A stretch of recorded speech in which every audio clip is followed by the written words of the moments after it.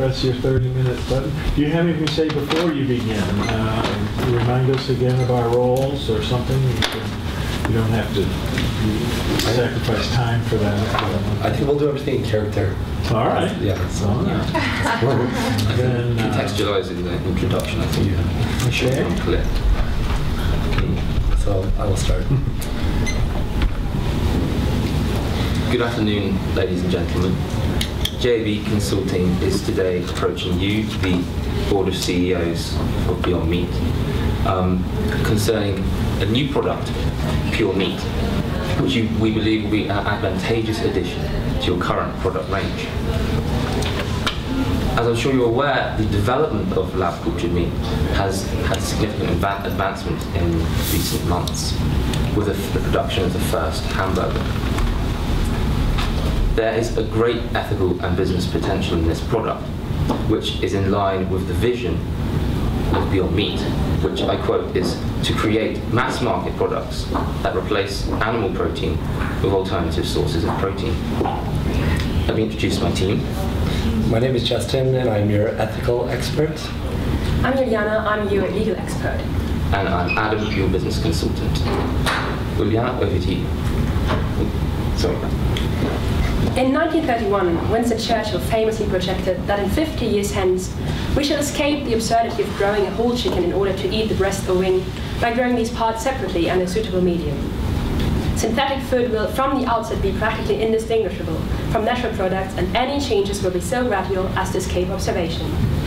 By 1981, this certainly had not happened. To the contrary, the worldwide meat production has tripled over the last 4 decades and increased by 20% in just the last 10 years.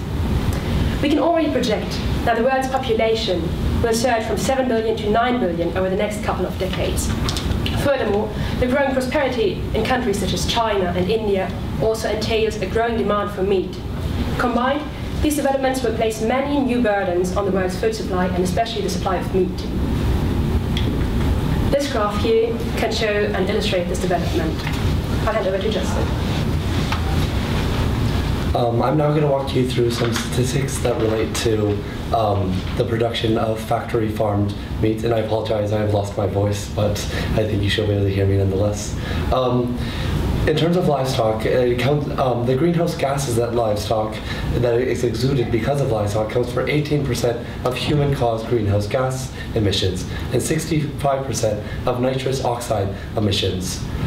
In terms of the consumption inefficiency of the production of meat, it takes up to 30 pounds of grain to produce 1 pound of meat. There's also an energy inefficiency. About 80% of the energy input in animal farm is lost through the farming process. There are also health issues posed in relation to the current production of factory farm meat. About 75% of the antibiotics used in livestock are not absorbed by the animals and are excreted in waste, which poses a direct risk to the public health.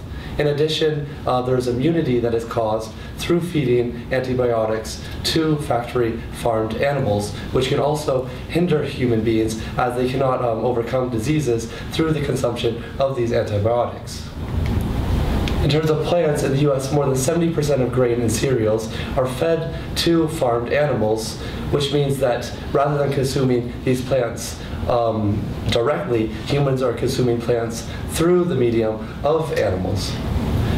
Raising livestock accounts for 23% of global water use in agriculture, which is a sufficient quantity of the water usage. And the edible parts of a pig or chicken amount to about 70% of the animal, while for cows it's 50%, which is another form of inefficiency. Another problem in terms of public health is that animals raised for food in the US produce far more excrements than the entire US population. Roughly 89,000 pounds per second, all without the benefits of waste treatment systems in most factory farms, which can cause obviously additional problems for public health. Currently, Beyond Meat is doing some things to ameliorate this situation. Beyond Meat, as you know, has chicken-free strips, which we enjoyed last night and which are quite tasty and do to some degree taste like actual chicken. You also produce beef crumble and other sorts of products that are plant-based products. In addition, Beyond Meat, as an innovative and adaptable company has been able to exploit current media phenomena, such as the idea that Taco Bell's meat mix only actually contains 30% meat. The rest of it is soy and other things that are put together. Because of this, Beyond Meat started a line called Taco Beyond, which says, rather this is a sort of a parody, and yes, it is a joke partly, but the basic tenet behind the starting of this chain was to say that instead of increasing the quantity of meat that is in Taco Bell meat, why do they not make it 100% plant-based meat? This would have benefits for the environment as well as for public health. So the basic idea is that meat is not actually meat. Despite the fact that people think they're consuming meat when they go to Taco Bell, for example, and they buy a meat burrito, in actuality it's only a small quantity of meat, whereas Beyond Meat's product is 100% sort of pure, authentic, plant-based product. However, this plant-based meat can only be a partial solution. At least in the near future, large parts of our society will still have this appetite for animal meat. We can offer a solution to this dilemma. It's pure meat. This new product is meat, and actually it's better than meat. Like your company's current product, Pure Meat attempts to address the ethical, environmental, and health issues. It is safe for humans to consume, and animals are not harmed in the production of this product. Beyond Meat can be one of the first companies to produce this meat, and thereby can take its vision of ethically conscious, environmentally friendly, alternatively produced proteins to completely new levels. Thereby, we can tap into a vast market of meat consumers, and this means a large market share can be achieved. Here we present a quick overview of how pure meat is produced. First, cells are extracted from a living animal without causing harm to it.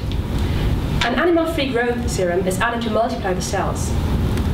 The cells can then be grown on scaffolds to form myofibers, which bind together the muscles.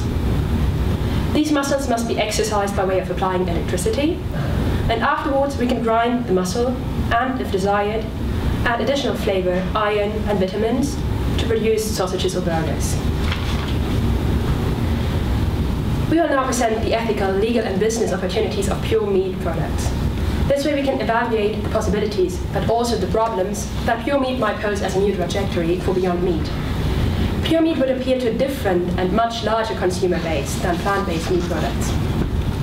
Also, a product diversification would minimize damage to ecosystems and ensure greater food security. With the right promotional strategies, Beyond Meat could lead the field in bringing this new product to a popular market. I will now look at some of the ethical issues relating to both traditional meat, and by looking at the ethical issues of traditional meat, I'll juxtapose it against Beyond Meat, and I'll show the ways in which sort of pure meat can help us to overcome the ethical issues that traditional meat poses. So currently 8 billion farm animals die each year in the US alone to produce meat.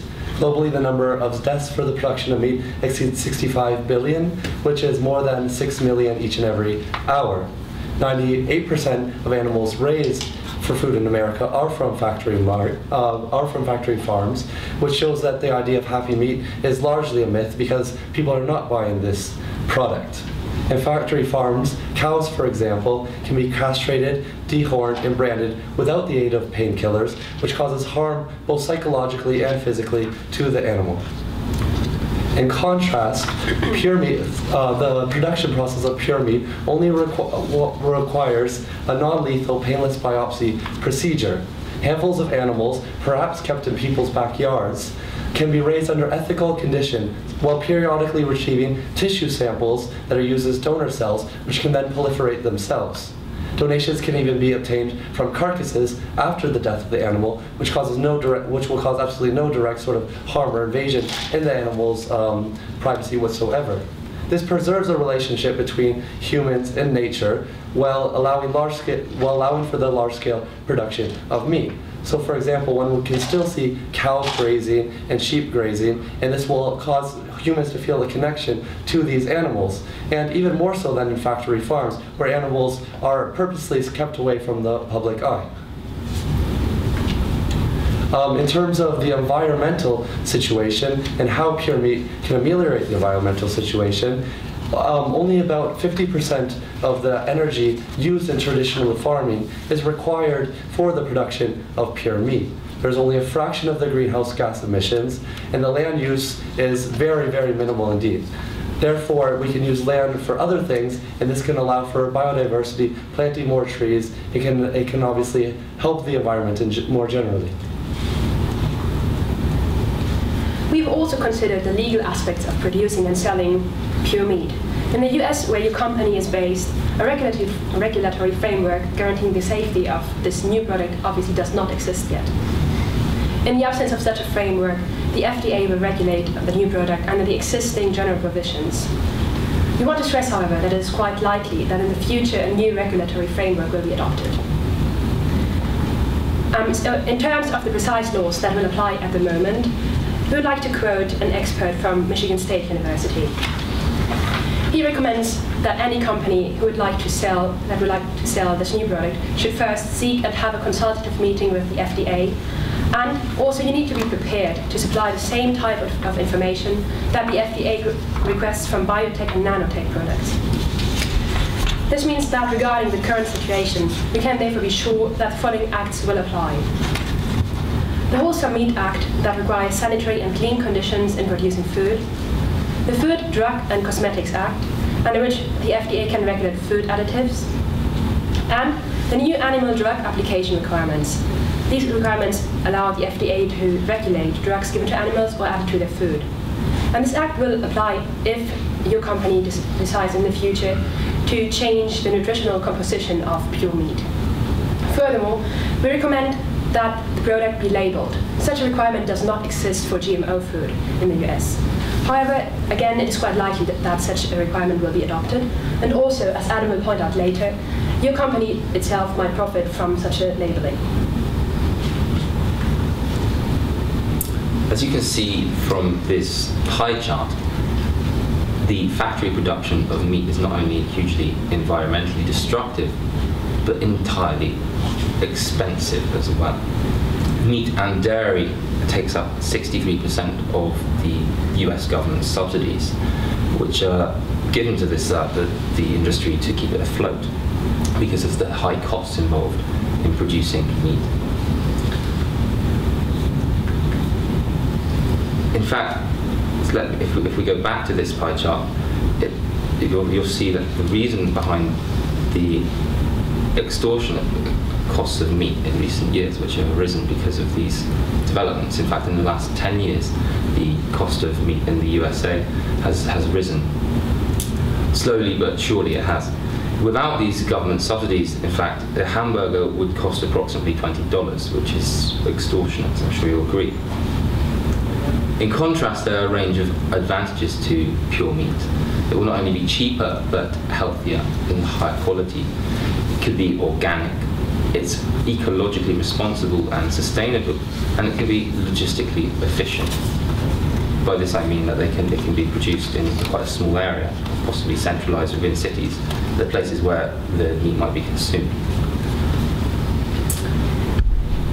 Therefore, pure meat will compete directly in the largest agricultural market in the USA. Currently, well, in 2012, these figures are from the red meat and poultry retailed at $85 billion. In contrast to meat alternatives, which reach a $553 million share in the market. That's almost 150 times difference. So the problems, therefore, is that Beyond Meat can only reach a certain range of consumers currently.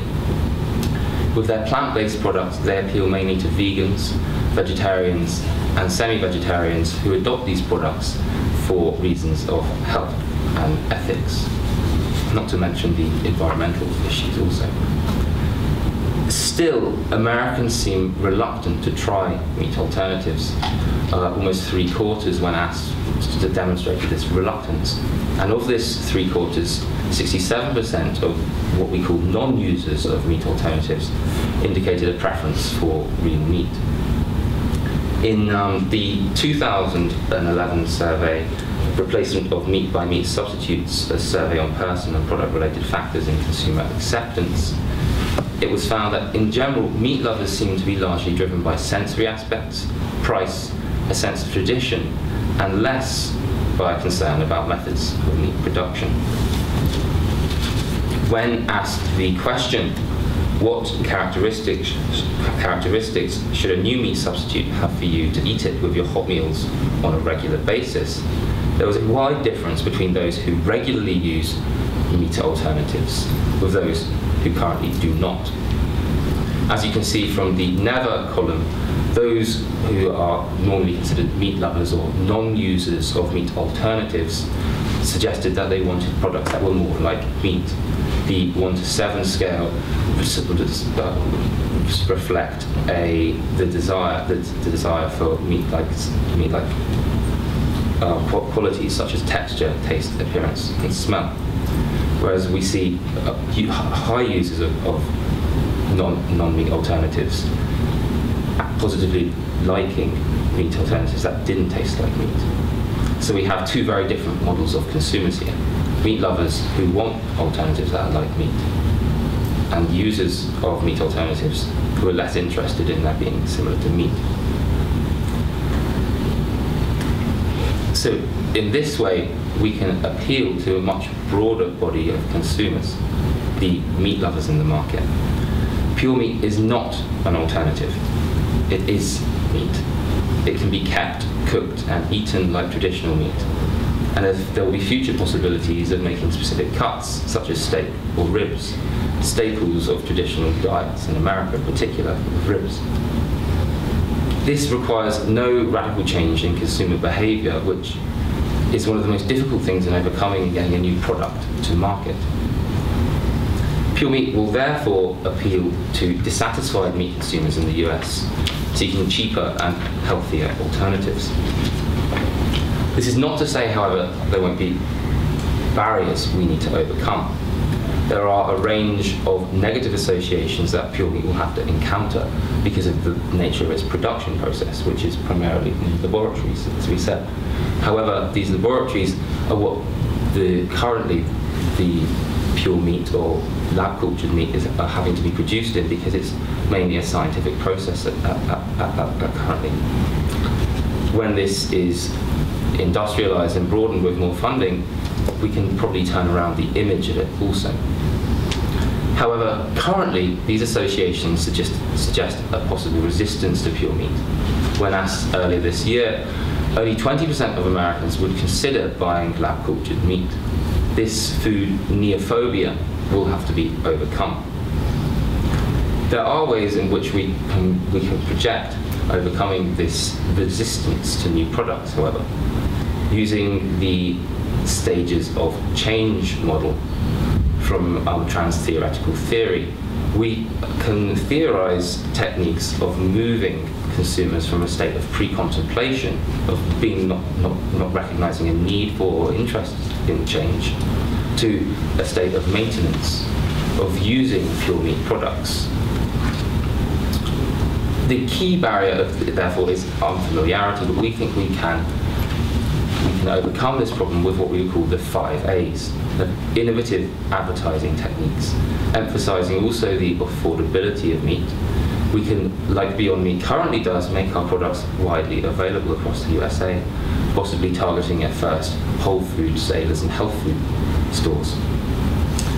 Also, very crucially, we can emphasize the authenticity of our product, which will undermine the idea of newness itself. By emphasizing the originality and wholesomeness of our product in comparison to factory farm meat, we can actually suggest we're creating a more pure product. In this way, we hope to acquaint the common consumer with our product and gradually convert them to using it. We're also thinking of particular labeling strategies, as Juliana earlier mentioned. This three-pronged approach emphasizes the significant differences by comparing pure meat against factory meat. The first is pure meat equals more meat, a more affordable and higher quality product, which could be available US-wide. Pure meat also equals sure meat. We have the confidence in the standardized, ethical, and environmentally sound production process. Pure meat also equals your meat. As I earlier stated, we can have centers of local production, and we can customize the meat on fat content and have lean and full fat varieties, which is very much like Coca-Cola's approach of having Coke Zero, Diet Coke, and full sugar Coke to reach a broader range of consumers. To conclude, pure meat is meat, and without the environmental, social, and health costs.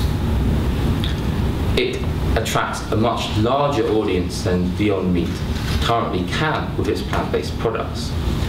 Given a 20% market share, in the US alone per annum we could project sales of $17 billion, which equates to 1.6 billion lives saved, animal lives. This would complement Beyond Meat's vision of responsibly produced, mass-market protein alternatives. We strongly recommend you invest in this product. It will pay dividends. Thank you. Thank you.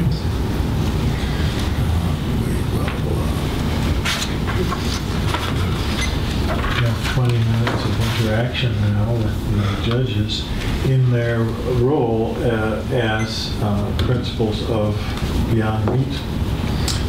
And you have made recommendations to us. Let me just kick it off here. As I understand it, we're going to be competing with ourselves in the marketplace for a while. Maybe definitely with traditional meat, vegetable meat, and this pure meat. And this is a danger from a marketing point of view, especially when we throw around words like authenticity to characterize one of them. So that bothers me. I know you're asking us to invest, but what's it going to cost to invest? I mean, we're talking about ramping up to industrialization, it sounds like, from nice little lab samples of tender bites to, filling up grocery stores across the country. If I'm going to invest in something, I need to know what the return on that investment is going to look like. We'll begin by answering with some ideas about the level of investment. It's theorized that the next stage of development would cost around $10 million. And we're not proposing that this will give you the end product immediately, but we want Beyond Meat to stay ahead of the curve. We think that this product is the future of meat and that it will be adopted by various people. Already it's had funding from Google's co-founder of $700,000, some seed funding to have additional findings. So we're projecting to a stage, possibly by 2050, where we can produce the equivalent of processed meats, such as hamburgers and sausages, at affordable prices. So in terms of investment, there is always a sense in which it's, I suppose, prospective, but we do believe that the cost of the investment will be returned and recouped in some sense. It's hard to say exactly when these returns will come about, but they will be made. And the problem, if we do not invest in this product, is that other people might take it up, other companies might take it up, and it could detriment our market share. Because as I've shown from the consumer survey, there isn't necessarily a risk with self-competition with this product between plant-based products and real or pure meat products, because on the one hand, the plant-based products appeal to vegans and vegetarians. Vegans because they don't want to taste anything that is animal whatsoever. But pure meat would appeal to meat eaters because they do want to eat something animal. However, there are a lot of people in the middle of that area. There are the semi-vegetarians, the flexitarians, who might be drawn towards this new product, the pure meat product that we're calling. And we could lose out on that. Almost over half, in fact, of the consumers of pure meat products are people who don't define themselves necessarily as vegans, but eat it for health reasons and environmental reasons. Pure meat also taps into that kind of that consciousness. So it's a defensive strategy as well as an attacking one. We want to grasp that market, but we also want to preserve our own. So it's not necessarily all a question of investment and return, but maintaining our market share as it currently is. Could you extend on this, or would you like to ask any further questions on that point? I'll leave my colleagues to ask further questions. If you want to extend on that one, go ahead. I have something a little different to ask. I don't know if you have. I have one follow-up Go ahead, on the yeah. financial piece. Tell me, how is this cheaper than traditional meat raising? Okay. Josh, would you like to attack this one? Yeah. So currently it is actually more expensive to produce these lab cultured meats. However, so first of all, we have seen that it's through government subsidization that meat can be as cheap as it currently is. Simultaneously, we have seen that it is much more efficient to produce this lab cultured meat. So for example, in normal meat production, you have to gather the grain from one place, you have to bring it to another place, feed the animals using this grain, then you kill those animals, and there is a lot of waste in the process of killing those animals that is not actually used for things that go on the market. Then you have the sort of recalls that are taking place as well, and the health scares that relate to meat, which are things that don't also go on the market. Plus you have problems with storage, given that you are bringing sort of these animals that are killed from one place to another place, and with packaging and whatnot. And ultimately it does so a small quantity of the initial animal that is killed is actually put onto the market.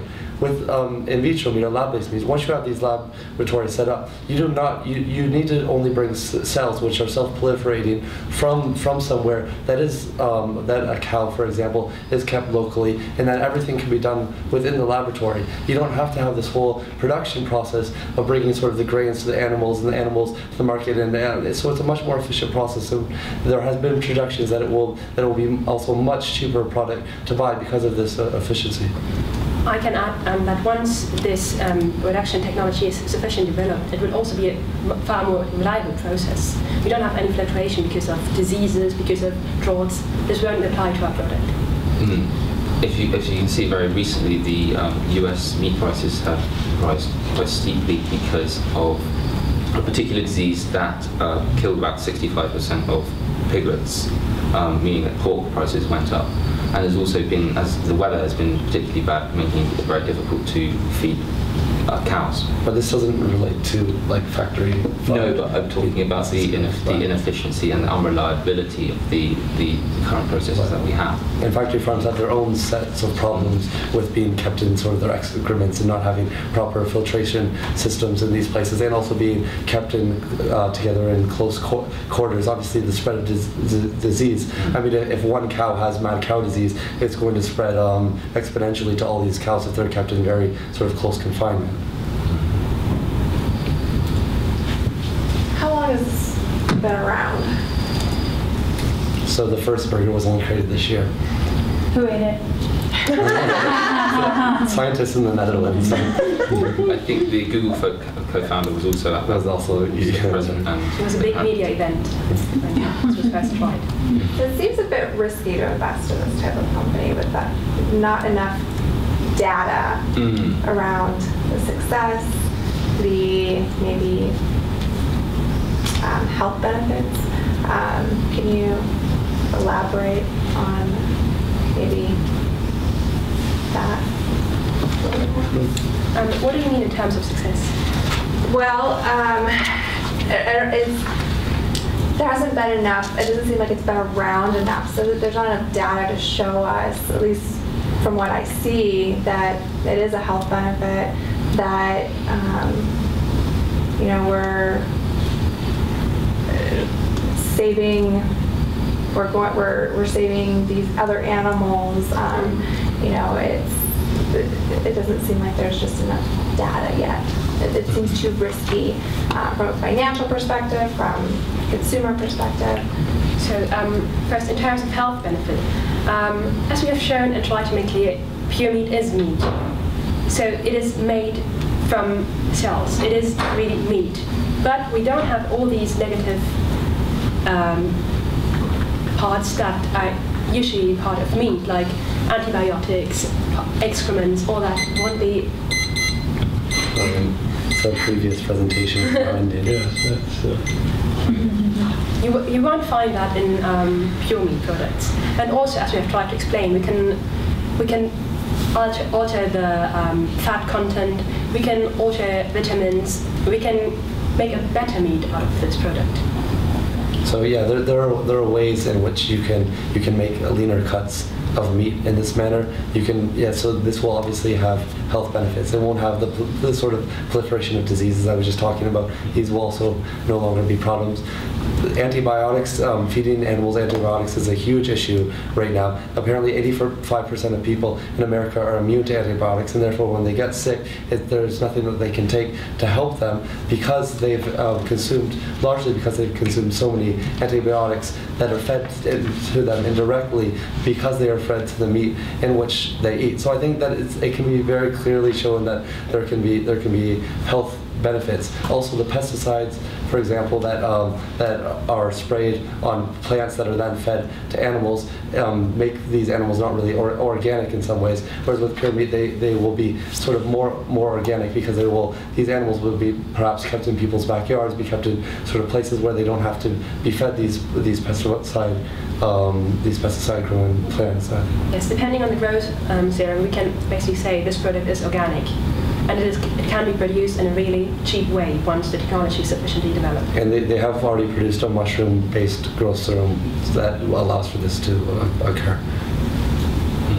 If there's still some kind of concern over the lack of models for the prospective success of an investment of this type, we might want to look at the meat market itself. So in the last 10 years, chicken has overtaken all other meat products in the USA in terms of the level of consumption and profitability, not only because of the droughts and the animal diseases that have plagued pork supplies lately, but people are choosing chicken because it's the leaner, healthier alternative, and it's also cheaper. So by tapping into those two central poles of the affordability and also the health conscious, educated kind of consumer, chicken has overtaken not only beef but all other meat products in level of consumption, and chicken farmers are struggling to even keep up with this. And I think we will see that this is an early stage in the production, and we might not have the data that is sort of that one would want to have. However, the problem is that this product is developing rapidly, and if you do not buy into this product now, there are other people who are considering buying into this product despite the fact that they don't have this solid data, and despite the fact that it's still slightly speculative. And also, in addition to that, I would both like to say that Beyond Meat is in a very privileged place to be able to actually sell this product. They're gaining a lot of trust in the market. I think other manufacturers or sellers of alternative meats would struggle where Beyond Meat could succeed. I want to touch on that point, trust. Trust. So I'm a longtime board member since 2009 when we all started, and our mission seems pretty clear that we're trying to originally replace animal protein.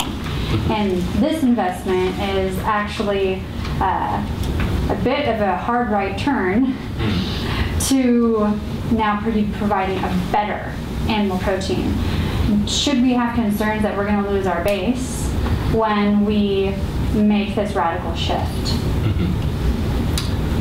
Well, perhaps the mission statement could have been more flexibly stated, because our founder, in fact, used as the analogy of the transition from the cart horse to the car. So he was wanted to take the animal out of the equation of protein production. It's not that he has anything whatsoever, that we have anything whatsoever against animals. It's that we want to get away from the inefficiency and the inhumanity of that process. So pure meat allows us to retain some connection with animals, but take out the insecurity and the uncertainty of the animal in that process, controlling it more centrally. The really funny thing is how close these products are actually, how close they are in the kind of resemblance and the way we produce them. But it's mainly the psychology of the consumer that has a difference. It's the idea that they are meat that appeals to a different set of consumers from the ones who present at least half of our current consumer base. The question about those who are in a more flexible position is, I suppose, less fraught. I think you're probably correct that there would be some concerns over hardcore vegans and vegetarians who are very much opposed to any animal use whatsoever. But I think if we continually emphasise the ecological and environmental benefit of this, that we are taking the animal out of the equation to a degree, and also looking after their welfare in a way that factory farming methods have never even come close to, we can maintain that trust. If it's worries about contamination, that can be overcome as well by creating these products in parallel but separately. We could even have very different marketing and branding. We would definitely probably not choose to have any kind of similarity that people might mistake one for the other. And also, I think I read the mission statement earlier for Beyond Meat, and it says to create mass market products that replace animal proteins with alternative sources of proteins. And I think in this process, it requires some sort of redefinition of what meat is, or seeing more of a continuum of meat rather than a cut and dry animal meat, non-meat, which I think really is part of what you're trying to do with Beyond Meat, to show that there are different ways to conceive of meat that is different, that do not require the direct harming and killing of and consumption of animals. Okay, well, if a bunch of vegans show up in my summer house over this picketing, you can be out there explaining it. Right, but why would they not show up at the summer houses of people who are running factory farms? I mean, shouldn't they be much more irate with those individuals than with individuals who are trying to ameliorate the situation of animals more generally? In fact, we can also add that PETA themselves, they offered a grant, or like a prize of $1 million for the company that is the first to develop this chicken alternative pure meat. Or any sort of pure, I mean, any sort of lab cultured meat. The first people to produce this are going to receive $1 million from PETA. So obviously, the people who support animal ethics are behind the production of this product, and this is an immediate sort of return on the investment. So say if we project that it's a $10 million investment, this $1 million will come immediately as soon as this product is produced. Yeah. What about just the public perception in terms of, I know you talked about advertising and getting the word out there, but just, do you have a sense of how many people would even be willing to eat this kind of meat? I think we have shown the statistics that there was a survey which was taken just a couple of weeks ago, and according to these statistics, currently 20% of the US population consider eating pure meat. And this at a stage where there's not much information in the public regarding this new product, because it's still really a new product that has not been developed for the mass market yet. So is that enough to sustain us making this investment? Well, we can also go back to the survey which states this is in terms of the problematic factory meat production. In general, meat lovers seem to be largely driven by sensory aspects, etc., and less by a concern about methods of meat production. People who eat meat aren't all that worried about the way it's produced, but I can understand the concern, because I suppose if interested in the media sector, if interested groups such as the meat market wish to thwart us, then they might start putting out certain propaganda. However, there is also investment from the meat industry within meat alternatives. They in Beyond Meat, and as you well know, have been invested by a company we do not talk about because they remain anonymous for their own reasons. But there are ways in which we could project to work cooperatively with the meat industry, who are seeking ways to change and profit themselves from this new product. And Adam, can you show the numbers again of the return that we project that we might achieve? So, as we've seen on this slide, if we assume that those 20% who currently, with that lack of information, already considered buying this new product, we can achieve sales of $1.17 billion, which is quite a large amount. And we really assume that once there's more information on this product and on these health benefits, on the environmental health benefits, we can achieve a much larger market share than those 20%. We do not expect this immediately. It will be a gradual process. But providing that those 20% do achieve a state of replacing their current factory-produced meat with this pure meat alternative, that's the kind of figures that we can hope to achieve. And once you invest in this product, and once this product is seen and it's out, it's on the shelves, then people will become more comfortable with this product, and this will self-proliferate, and it will, more and more people will be willing to buy this product, which will only increase the sales of the product.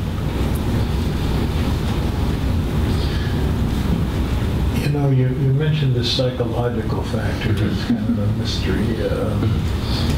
And, you know, we've been fighting this battle in this company for some time with the Europeans on this vegetable substitute because of GMOs. You know, and they want to know those ingredients do not have GMOs in them. And we're pulling our hair out trying to satisfy the Europeans.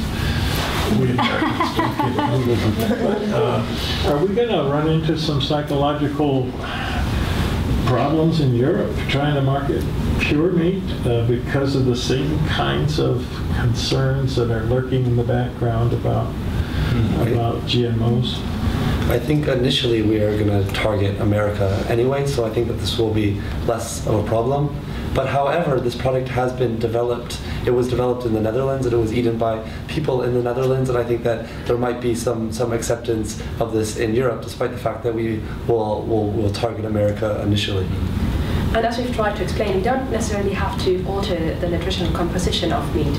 So, especially for the European market, we could kind of offer different varieties of this meat. We don't really have to alter this. And if we really stick to this very pure meat, we think that we can overcome these biases. It won't be genetically modified. Well, if we think about genetically modified, it's not necessarily, the pure meat doesn't necessarily have to be genetically modified. It's genetically stimulated to grow into a meat product. We don't actually necessarily have to take genes and splice them, change them, so that mutation is completely out of the question in that sense. We don't have to alter the genes themselves, we just encourage them to grow. There would be, of course, opportunities to, like most GM products in America, to utilize, do gene therapy. In fact, there's a lot of funding for this this project because I think the developments, the findings of trying to produce lab cultured meat can go alongside the stem cell research as well. Thank you. Let's all go have a steak roast.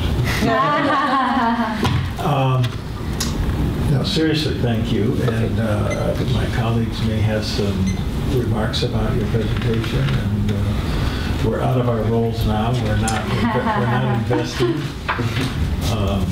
you have any comments you would like to make? Well, that was very interesting, and I didn't know that one of my questions was going to be, is that real? Like, does this really exist? So it's interesting to hear that the first hamburger was made. So, but I thought you guys did a really good job. It caught my attention when you had the Taco Bell analysis, and then the chicken strips, kind of like the thing that you would just see in the supermarket. And Yeah, you guys did a really good job. And then I guess my other question was for the PETA award. So why didn't it go to the hamburger maker? It's the first person to produce it for a mass market. So the hamburger was only for some scientists in the Netherlands and the founder of Google and some other people who are sort of to partake in. This is the $1 million will go to the first person who produces and puts this on the shelf in actual stores for consumption. Yeah. Oh, gotcha. So this is coming? So yeah, it is actually coming. I mean, probably within the next 2 or 3 years, this will be a legitimate, feasible product to sell. Yeah. Oh. Well, you're very passionate about it. You guys should go get, start working for this company. They would love this if you haven't run it by them. But We actually emailed them, but we didn't receive an did email. you? Oh, goodness. Like, maybe let's send you some free stuff. Well, they're bringing out their own hamburger in summer Yes. this month, so Okay. they might be focusing on that currently. I'm sure. But no, I think you guys did a good job. Obviously, very well researched. You know what you're talking about. You knew how to address the questions that we had. I really liked your honesty about the gradual profitability, because a lot of companies would come in and say, you're going to make money fast, and here's the bottom line number, and that really wasn't your position. So I think you kept it real, I guess. So I really like that. That was a good approach. I agree with the visuals. I really thought the pig with the little flow chart was really good. Whoever made that was great. That was made it very easy to understand what this process is. So that was good. I think that you did a good job. I like the setup. I like the fact that you were seated for your presentation and that you had clear roles that you were playing. And it really did help me to appreciate the content of what you're saying. And the PowerPoints in almost all cases were helpful. There was a couple of cases where I was a little confused. That one with the multiple colored lines. China, America. Or no, that's I was puzzling over that, and you went beyond it by the time my puzzlement was burgeoning. But there might be a way to display that same information without making it quite as difficult. Yeah. But in general, I agree with you that slide with the pig was very helpful. It's an original topic. The choice of topics in this competition is not trivial. I mean, people need to find issues that lend themselves to the tripartite analysis, and you did that very well. So, appreciated that. Did you have anything you wanted to add? Well, look at that. It's nicely done. I'll share that I think this can be a charged topic for some people, and you did a nice job of really sensitively framing up some of the concerns. It wasn't overly descriptive where it didn't need to be in terms of animal treatment, etc. The one item that maybe I just heard this wrong, but there were a couple of stats that either surprised me or just I would recommend perhaps getting a little bit more research to confirm that this is actually true, but the $20 a burger without subsidies, if that is true, I am shocked. And then if I heard this right, that there are 85% of Americans immune to antibiotics. Did I hear that number? This was released this week. Yes, 2 weeks ago, in New York Times, Yeah, I think it was conducted by the World Health Organization, and they found out that, especially in the US, up to 85 to 90% of the population are resistant to antibiotics. In Europe, it's like 50%, but here in the US, it's really Resistant, sorry, very Sort of resistant, not complete immunity, but yeah. resistant. Yeah. And sorry, what was the first point again? I had. Oh, the $20 burger. The $20. The reason for this is so we do have this this chart where it shows that only less than 1% of fruits and vegetables are subsidized. But earlier I showed that Where is it? The plants. No, I need to go back to the beginning. Sorry. Plants. So in the U.S., more than 70% of the grains and cereals are fed to farmed animals. So we have two sets of subsidies. We have, first of all, the subsidies that are occurring for those plants that are going to be fed by animals, fed to animals, which is 70% of the plants that are produced in America. And then we have additional subsidies directly to the animal that is going to be slaughtered and sort of sold in the store. So that we have two sets of subsidies. One's for the plants that are fed to the animals, and the second for the animals themselves. If we add these two together, it does amount to $20 per burger. Quite literally. Subsidies. Yeah, subsidies. Okay, so, okay. The actual price would be about $20 if it weren't for the subsidies. And I think we read even some statistics that project the price was even far higher, I think. Yeah, I mean this was a very moderate, actually. Yeah. Yeah, so it's very moderate. Interesting. Yeah, thank you for explaining that. You're being very generous to the United States by not noticing that we also subsidize ethanol. right. There are other, I mean, yeah. Yeah. Many varieties of insanity. Any other comments? You did a nice job. Do you have any criticisms that we can improve for our presentation tomorrow? Apart from the statistics. Well, tomorrow you won't be using your PowerPoint. I make this comment about PowerPoints to almost every team. Sometimes you try to get too much information on a slide. It's so tempting. I do it myself in my own classroom. So I'm probably the worst offender, but less is sometimes more.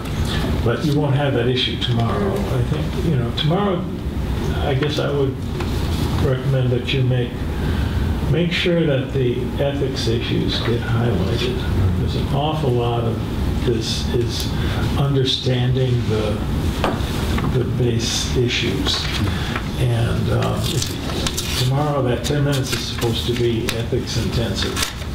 So, make sure that comes across. And I have no doubt that you can do that. It's just remember that it's not a compression of 30 minutes into 10 where you hit all the same things only faster. It's heavy duty ethics, and if you keep that in mind, it probably will serve you well. Thank you. Are there any other recommendations? Well, if not, thank you. Thank you. Thank you. Yeah, well done. Yeah, good job. Thank you very much. And we'll give the judges about 10 minutes to